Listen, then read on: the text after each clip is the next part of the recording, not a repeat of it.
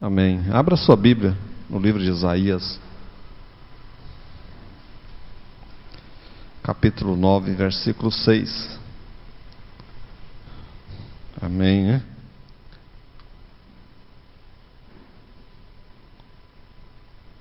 Isaías, capítulo 9, verso 6. Quantos irmãos localizam?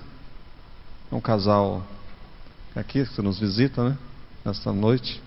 São bem-vindos aqui. Alegria ter os irmãos aqui conosco. Sinta-se bem. Amém? Deus abençoe vocês. Isaías 9, verso 6.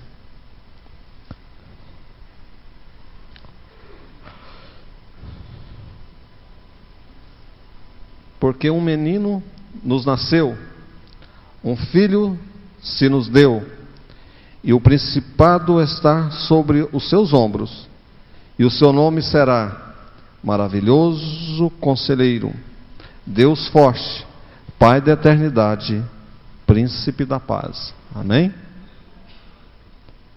Pode sentar. Irmãos, aqui nesse texto, né? Porque um menino nasceu, um filho se nos deu, e o principado está sobre os seus ombros, e o seu nome será Maravilhoso Conselheiro, Deus Forte, Pai da Eternidade, Príncipe da Paz. É este Deus que aqui estamos adorando e exaltando o seu nome. Irmãos, o nome naquela época para os judeus era algo de extrema importância. Muitas vezes significava alguma referência, algumas circunstâncias do nascimento do menino, ou então algumas situações relacionadas ao futuro daquele menino. Então o nome ele resumia algo sobre a vida do menino, daquele que estava nascendo naquele momento. Então os judeus eles sempre tinham esse cuidado, dependendo das circunstâncias, o que envolvia o nascimento, e aí colocava o nome na criança naquela época. Então era algo, né, que tinha a ver com a personalidade e o caráter do menino ou da menina, né, que nascia naquele momento. E aqui Jesus, né, este nome, né, Jesus, este nome é um nome que tem poder, né? Aqui o profeta Isaías falando, né, porque um menino nasceu, né, filho nos deu. E a primeira situação é do seu nome, Maravilhoso Conselheiro. Por que o nome de Jesus é um nome maravilhoso? Primeiro, Ele nos salvou. Colossenses capítulo 1, versículo 13. Colossenses 1, versículo 13. Primeira situação, porque o nome de Jesus é um nome maravilhoso, irmãos. Porque Ele nos salvou. Sobre Jesus tem poder para nos arrebatar das trevas e nos transportar para a maravilhosa luz. Portanto, se já 13, versículo 13. Porque Paulo escrevendo essa carta aos Colossenses, ele coloca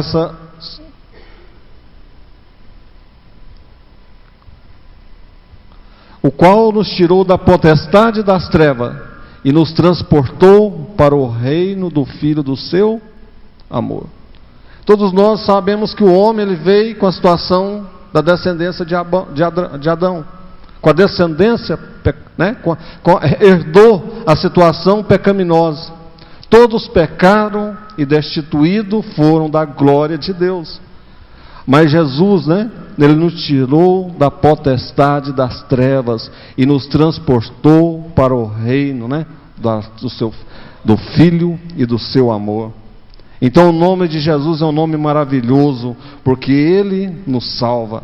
É através do nome de Jesus, é através do sacrifício de Jesus, é por Ele e para Ele que são todas as coisas. Ele pertence à glória. E o nome do Senhor, do nosso Deus, Jesus, Ele tem poder para salvar. Segundo, Ele tem poder para nos tornar filhos de Deus, João 1, versículo 1, 12. Todos aqueles que o recebem como Salvador, todos aqueles que aceitam o sacrifício que Ele fez na cruz do Calvário por nós, se torna co-herdeiro com Cristo, né? De Deus, se torna, né? Ele nos chama para nos tornar para filhos de Deus. Mas nas segundas situações, por quê, né? Jesus é maravilhoso, porque Ele não nos chamou das trevas, nos transportou para a luz, nos perdoa os nossos pecados, ainda nos coloca numa situação de herdeiro de Deus, né? Como cordeiro dele, de Deus, filho de Deus. Irmãos, é maravilhoso este nome. É um nome que não há outro nome, que é sobre todos os nomes. Em Marcos 16, do capítulo 16, versículo 17 e 18, Ele tem autoridade sobre o mundo espiritual. Em meu nome expulsarão demônios, em meu nome fareis grandes coisas, pelo nome de Jesus, grandes coisas serão feitas. Por isso o nome de Jesus é maravilhoso. O seu nome será maravilhoso conselheiro. Filipenses capítulo 2, versículo 9 e 10. Ele tem poder absoluto. Irmão, nas mãos de Jesus está o controle de todas as coisas. Deus exaltou o seu Filho soberanamente e lhe deu um nome que é sobre o todo nome. Diante de Jesus se dobrará todo o joelho nos céus e na terra e debaixo da terra. Está lá em Filipenses, né? Capítulo 2, versículo 9 e 10. Sobre o nome de Jesus, todo o joelho um dia há de dobrar. Sobre Jesus, né? Diante dele. E ele recebeu um nome que é sobre todas as coisas. Então é um nome maravilhoso. Deus maravilhoso conselheiro. Por que Jesus, né, é conselheiro? Porque ele nos mostra a direção e nos ensina como devemos agir para encontrarmos uma saída para nossas situações difíceis, para as situações difíceis da vida. Irmãos, Deus tem direção para o seu povo. Deus não nos chama e nos coloca como filho, recebe o sacrifício de Jesus, fazendo parte da sua igreja para ficar aí neste mundo, andando de um lado para o outro, sem direção, sem perspectiva nenhuma. Deus tem direção para o seu povo. Deus fala aos corações de cada um. Deus é um Deus que tem propósito nas nossas vidas. Ele tem algo para realizar através de mim, de você, através de cada um de nós. Então Jesus, né, o Espírito Santo, Ele direciona nossas vidas. Ele fala aos nossos corações, Ele nos alerta, Ele nos dá, né, direcionamento, Ele nos coloca nos nossos corações como devemos proceder, como devemos agir, o que devemos fazer. Se tiver algo que planejamos nas nossas vidas, que muitas vezes encontra os propósitos, os planos de Deus, muitas vezes, né, Ele coloca algo nos nossos corações para nos incomodar, a gente não sente paz, a gente não sente que aquilo está certo, a gente se sente incomodado com algo. Deus direciona. Deus pode levantar um profeta, né, e nos alertar, nos corrigir alguma situação. Então Deus, Ele dirige o seu povo. Em João 14, versículo 16, Ele nos dirige pela verdade. Irmãos, conhecereis a verdade, e a verdade vos libertará. E a verdade é Jesus, a verdade é a palavra de Deus. Ela, verdadeiramente, ela vai nos libertar do pecado, ela vai nos libertar do eu, do homem. Eu posso, eu faço, é como eu quero, é do meu jeito e assim eu vou seguindo.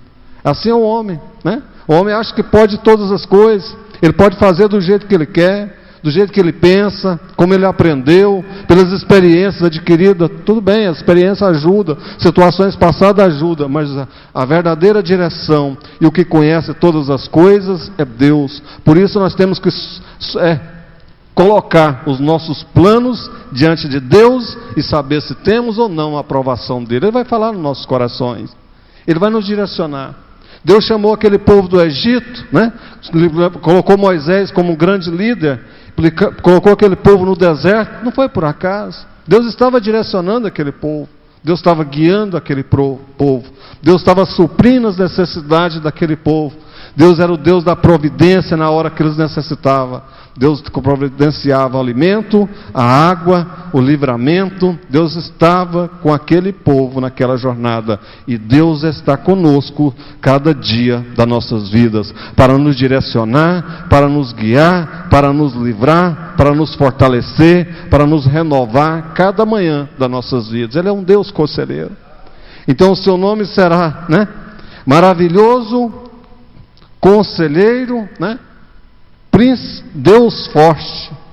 Irmãos, por quê, né? Jesus é um Deus forte. Ele não é um anjo, né, de luz, né? Ele não é um simples profeta aqui, ó. Para os judeus foi simplesmente um profeta. Os judeus não recebeu Jesus como Messias, como Filho de Deus. Eles aguardam ainda a volta de Jesus. Eles não recebeu, porque achava que Jesus teria que vir com toda a pompa, com todo o esplendor, com todo o alarido, com um grande exército. Ele esperava algo, né, de impactar aquele momento que ele estava aguardando. E Jesus veio de forma simples, né? Num jumento, nasceu na manjedoura, ali em Jerusalém, numa forma simples. Então, para eles, era simplesmente um profeta, simplesmente alguém que passou. Não, irmãos, o escritor aos Hebreus, capítulo 1, versículos 6 a 8, disse que o Senhor, seu trono subsiste eternamente. Irmãos, Jesus é Deus, Ele é o Rei dos Reis, Ele é o Senhor dos Senhores. Ele tem todo o poder nas suas mãos e Ele pode fazer todas as coisas. Então Ele é um Deus forte. Nada, né? Nada. Operando o Senhor, quem impedirá? Quem pode preparar uma mesa no deserto? Deus pode. Deus pode mudar situações, Deus pode mudar estações, Deus pode mudar planos. Não há rei que se prevaleça pela sua força se o Senhor não estiver com ele. O rei da Síria muitas vezes tentava, né, sempre fazia guerra contra Israel. E Deus sempre dava livramento à nação de Israel contra a Síria, que era um inimigo poderoso contra Israel. E Deus alertava o povo. Um dia o rei da Síria falou: quem dos nossos soldados, dos nossos combatentes aqui é com o rei de Israel? Todo plano que a gente faz aqui, o povo de Israel sabe. O rei de Israel tem conhecimento.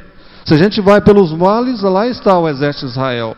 Se vamos pelos montes, lá está o exército de Israel. Alguém de nós é com eles. Aí um levantou e falou: não, rei, lá em Israel tem um profeta. Lá tem um Deus poderoso, que quando você sonha, quando você está na sua cama, Ele faz conhecer o Rei de Israel. Irmãos, Deus, né? Ele tem o controle, e Ele é um Deus forte, e Ele é um Deus poderoso para livrar o seu povo. Quem poderá, irmãos, nos livrar das ciladas, das situações do inimigo, das circunstâncias deste mundo? É o Deus forte, é o Deus poderoso que servimos. Por isso precisamos ter este Deus nas nossas vidas. Por isso que precisamos servir este Deus com sinceridade, com fidelidade. Nós precisamos da presença de Deus conosco. Nós precisamos da direção de Deus nas nossas vidas. Nós precisamos das mãos do Senhor sobre nós, sobre as nossas vidas, sobre a nossa família, os nossos negócios, os nossos propósitos, para alcançar os nossos objetivos. Deus é um Deus forte. O seu trono subsiste eternamente. E Ele é um Deus sobre todos os deuses. Maravilhoso, conselheiro, né? Deus forte, Pai da eternidade. Em Salmo 139, versículo 6, né? A sua ciência é para nós maravilhosíssima. Ele é o verbo divino, conjugado em 3 tempos, né? Simultaneamente: passado, presente e futuro. Ele é o Pai da eternidade. Para Ele o passado, o presente e o futuro são a mesma coisa. É o verbo, né, conjugado simultaneamente. Então para Ele não tem esse negócio de passado, né, presente e futuro. 1000 anos para Ele, né, como o dia de ontem, né, como hoje, presente. Ele conhece o seu futuro. Ele conhece o nosso passado. Ele conhece o nosso presente. Ele sabe o que haverá, né, de acontecer no futuro. E Ele sabe, né, dos nossos passos, cada momento de vida, cada pensamento, cada situação que está acontecendo conosco. Então Ele é o Pai da eternidade. A nossa vida aqui nessa terra, Ele determinou um limite, né, para o homem. Tem um limite, vai passar, mas teremos uma eternidade. E essa eternidade, irmãos, nós temos que lutar para que seja uma eternidade com Ele, para a glória, para descanso eterno. Porque a eternidade sem Cristo é algo indescritível, é algo terrível. Se as pessoas tivessem noção do que seria isso, elas teriam mais temor, elas buscavam mais a presença de Deus, elas procuravam mais se aproximar de Deus, tinha mais, desejo nos seus corações de buscar verdadeiramente as coisas de Deus, conhecer a palavra, praticar mais a palavra. Isso é uma realidade. Então a eternidade nossa, que nós aguardamos, é uma nova Jerusalém, uma cidade maravilhosa, que Deus preparou para todos aqueles que o amam, que o servem, procura ter uma vida de acordo com os princípios dessa palavra. Então Ele é o Pai da eternidade, Ele conhece todas as coisas, Ele conhece a minha vida, conhece a sua vida, e Ele conhece o nosso futuro, nosso passado, nosso presente. Deus, forte, Pai da eternidade, e Ele é o príncipe da paz.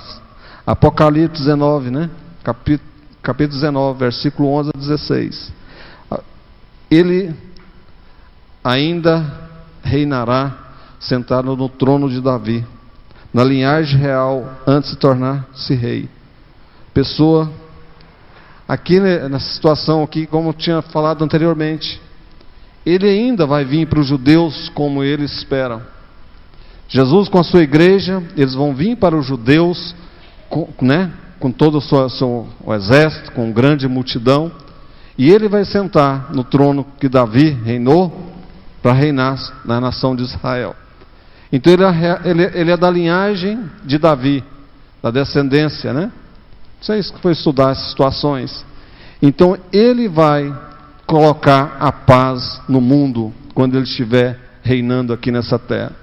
Hoje se fala muito de paz, Paz nas nações, paz na Israel, paz agora na Síria, Agora a Coreia do Norte, aquele ditador lá meio maluco, Ele pensa, ele acorda com os pensamentos e fala, vou fazer isso hoje, está decretando guerra lá contra os Estados Unidos. Imagina na Ásia, perto do Japão, decretando guerra. Então se fala em paz em todas as situações. Irmãos, e cada dia isso não tem tendência a melhorar. Mas quando Jesus estiver reinando, sentado no trono de Davi, haverá paz nessa terra. E durante o seu reinado haverá paz. Então Jesus, Ele é o príncipe da paz. Com Cristo não há confusão. Ele coloca paz aos nossos corações. Ele coloca paz na vida do homem. Quantas pessoas bem-sucedidas financeiramente, politicamente, com posições elevadas nessa sociedade, sem paz, sem alegria, sem perspectiva, tudo parece que está complicado, está ruim, se suicidam, faz coisas totalmente equivocadas. Mas Jesus, quem tem Cristo nos seus corações, quem confia nele, quem procura praticar essa palavra, independente das circunstâncias, sente uma paz nos corações, sente um refrigério, porque Jesus pode nos conceder esse refrigério. E Jesus vai colocar paz neste mundo. Quando Ele estiver reinando neste mundo, quando Ele estiver reinando, no seu reinado, haverá paz às nações, a todos os povos da terra. Então, irmãos, com Cristo, nós vamos alcançar os nossos objetivos. Com Cristo, Jesus tem grandes vitórias para todos nós. Jesus, Ele tem bênçãos e vitória na minha vida, na vida de cada um. Jesus, Ele fez algo que ninguém poderia fazer. Ser crucificado daquela forma, ser humilhado, maltratado, carregou o meu pecado, os nossos pecados, ao pecado da humanidade. Porque um menino nasceu, um filho se nos deu, e o principado está sobre eles, sobre os seus ombros. Imagina todo o pecado da humanidade sobre os ombros de Jesus, Imagina todas as falhas, todas as situações do homem, as suas limitações, a vida pecaminosa que o inimigo implantou no homem, todas as gerações, nos ombros de Jesus para trazer liberdade, para libertar, para transformar, para dar uma nova condição de pessoas lavadas e remidas. Estava sobre os seus ombros e ele levou. Como um cordeiro, ele foi levado para o matadouro. Mas Jesus, né? Sobre os seus ombros. E o seu nome será, né? Maravilhoso, Conselheiro, Deus forte, Pai da eternidade e Príncipe da paz. Esse é o Deus que servimos. Esse é o Deus, né, que temos que buscar para nossas vidas cada dia. Ter a presença dele conosco, para nos trazer paz, para nos trazer refrigério, para nos trazer esperança, esperar na sua graça, na sua misericórdia, e ter ele como nosso companheiro, nosso dia a dia, ter ele como nosso, né, Senhor, verdadeiramente, fazermos, né, a nossa vida, as nossas atitudes diárias, de acordo com os princípios dessa palavra, porque Jesus, irmãos, ele pode fazer grandes coisas, e ele pode nos conceder tudo aquilo que precisamos. Um dia Deus levantou o profeta Jeremias e falou: olha, Jeremias, diz a nação de Israel que eles vão passar 70 anos na Babilônia. E essa situação não tem reversão mais, já está determinado. Eles vão ser obrigados, eles vão ter que passar esse período naquela nação. E aí Deus falou: mas aí eu é que sei nos pensamentos. Não dê ouvidos aos profetas, né, falsos profetas. Eu é que sei os pensamentos que tem acerca deste povo. Pensamento de paz, pensamento de vitória, para conceder-los o fim que eles esperam. O povo de Israel esperava algo. Irmãos, nós esperamos algo para nossas vidas. Todos nós queremos alcançar o sucesso, que todos nós queremos ver os nossos sonhos sendo realizados, quer alcançar êxito nos nossos negócios, na nossa vida, na nossa família, em todas as circunstâncias das nossas vidas. Por isso precisamos ter Jesus com o nosso lado, nos orientando, nos livrando, nos guardando, nos direcionando para não fazermos algo errado. Tem decisões nas nossas vidas que podem demorar anos para se reverter o quadro. E outras podem carregar sequelas, né? As circunstâncias das nossas vidas para o resto da vida. Então tem decisões importantíssimas. Precisamos da direção de Deus. E Ele é o nosso conselheiro. Nós temos que submeter a Ele os nossos planos, as nossas decisões, os nossos propósitos e aguardar dEle a direção que Ele venha falar nos nossos corações, para fazer algo que venha trazer paz aos nossos corações, que venha trazer, né, o sucesso naquilo que estamos buscando diante da Sua presença. E temos esse Deus conosco. É um Deus maravilhoso, é um Deus conselheiro e Ele é um Deus forte. Não há inimigo que possa prevalecer contra nós. Não há situações adversas que possa prevalecer contra o povo de Deus. Porque maior é o que está conosco do que o que está neste mundo. Maior é o que pode fazer por nós do que o inimigo que temos lá no nosso trabalho. Do que o inimigo que nos persegue. Do que o nosso adversário. Do que os invejosos, né? Do que os fofoqueiros. Do que as situações adversas. Aqueles que muitas vezes torcem pelo nosso insucesso, nosso fracasso. Mas Jesus conosco, nós vamos alcançar a vitória. E Deus pode revelar para nós mesmos, até mesmo os pensamentos dos nossos inimigos, como Ele revelava à nação de Israel. Deus é fiel, irmãos. Deus tem aliança com aqueles que esperam nele, daqueles que têm uma vida de compromisso com Ele, daqueles que verdadeiramente colocam seu coração para buscar e depender dEle. Nós precisamos depender de Cristo. É Ele que pode fazer por nós. É Ele que vai fazer nas nossas vidas. Amém? Que Deus possa nos abençoar, né? Que possamos ter este Deus, este Cristo, nas nossas vidas, em todas as circunstâncias da nossa caminhada. Não abandoná-lo por alguma adversidade qualquer, né? Não desistir da nossa caminhada pelas dificuldades que a vida muitas vezes nos proporciona, mas saber que Ele fez o que ninguém poderia fazer, que eu jamais conseguiria fazer, e Ele está conosco, e Ele vai nos assegurar a vitória, né, que nós precisamos para nossas vidas. Vamos colocar em pé, vamos orar, vamos apresentar aí este pão, este vinho.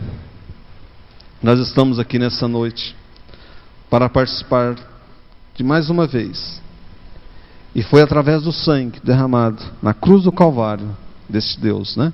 Que hoje estamos aqui. Paulo, ele escrevendo a sua carta em Corinto, ele fala: examine, pois, o homem a si mesmo, e come, né, e bebe.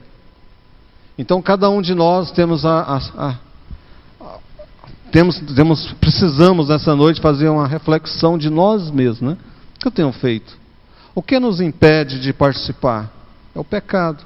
O que é o pecado? É aquilo que nos distancia de Deus, né? É contra os princípios da palavra de Deus. Agora tem situações, irmãos, né? Porque, né? Tem coisas, tem pecados, a Bíblia fala como, né? Tem situações que tem que pedir perdão. Se foi contra o seu irmão, peça perdão. Se foi contra o seu cônjuge, né? Contra alguém da igreja, uma situação, de uma colega, pede perdão, peça a Deus perdão, Ele está pronto a perdoar. Então cada um sabe dos seus atos, cada um sabe se está apto ou não a participar da Santa Ceia. Porque se nós fôssemos julgados, né? Se nós julgássemos a nós mesmos, não seríamos julgados. Paulo escrevendo a carta aos Coríntios. Mas quando somos, né, julgados pelo Senhor, se estivermos errados, nós vamos ser repreendidos. E como o nosso corpo físico precisa de um alimento, assim a nossa alma precisa de um alimento espiritual. E a Santa Ceia, ela vem simbolizar a nossa comunhão com a igreja, a nossa estarmos prontos para encontrar com Cristo e a comunhão com Cristo, né? A nossa vida diante do Senhor tem algo especial, é algo importante para nossas vidas e alimento para nossas almas. Aí Paulo fala: porque há entre vós muitos fracos e doentes, e muitos que dormem. A pessoa não vai dando tanta importância para a Santa Ceia, acha que é uma coisa simples, vai deixando um mês, outro e outros, não vai participando num dia, não tem nem força mais para servir ao Senhor. Abandona a fé, morre espiritualmente. Por isso a importância de corrigir aquilo que precisa ser corrigido nas nossas vidas, aquilo que nos impede de ter a nossa comunhão com Cristo e com a igreja, e participar, né, do pão e do vinho, e cumprir este mandamento da palavra de Deus, que é um mandamento, irmãos. A Santa Ceia também é um mandamento para nossas vidas. Fazer isso em memória de mim. Fazer isso até que Ele venha. E um dia nós vamos ter uma ceia com Cristo, com toda a sua igreja. Esse dia será maravilhoso, imagina, né? Todos os salvos, juntamente com o Mestre, numa grande ceia. Então, irmãos, é algo especial. Então, cada um, né, examine a si mesmo, se está apto ou não, o que ele tem feito aí nos seus últimos dias. Peça perdão a Deus, né, por algumas falhas, algumas situações. Se for contra o seu próximo, seu amigo, né, colega, que seja, pedir esse perdão. E vamos participar da Santa Ceia do Senhor nessa noite. Eu quero convidar a pastora Terezinha para pegar o pão. A Eline, o vinho, Eline. A Eline para pegar o vinho. Nós vamos apresentar ao Senhor. Este pão é como os demais, fabricado numa panificadora, uma vez consagrado ao Senhor, para simbolizar o corpo do Senhor. Semelhantemente o vinho, né? E logo após a irmã Eline distribuiu o vinho mesmo, e a Malena distribuiu o pão. E todos pegam o pão e o vinho. Depois que todos pegarem, a gente vai participar todos juntos, tá? Espera todos pegar o pão e o vinho para participar todo mundo. Senhor nosso Deus, nosso Pai, aqui neste momento estamos apresentando este pão, este vinho, que passa a simbolizar o corpo e o sangue de Jesus. Foi através do teu sangue derramado ali na cruz do Calvário, que hoje está aqui a sua igreja, neste momento reunida, para cumprir aqui este mandamento. Sabemos que o Senhor morreu, ressuscitou, e o Senhor um dia virá buscar este povo. Nós consagramos aqui este pão, este vinho, neste momento. Meu Deus, fortalece o teu povo, coloca a reflexão nos corações, na mente de cada um, que o Senhor venha perdoar os pecados de cada um dos teus filhos, nos fortalecer, nos renovar, para que possamos estar em comunhão, aptos a encontrar com o Senhor na eternidade, em nome de Jesus, amém?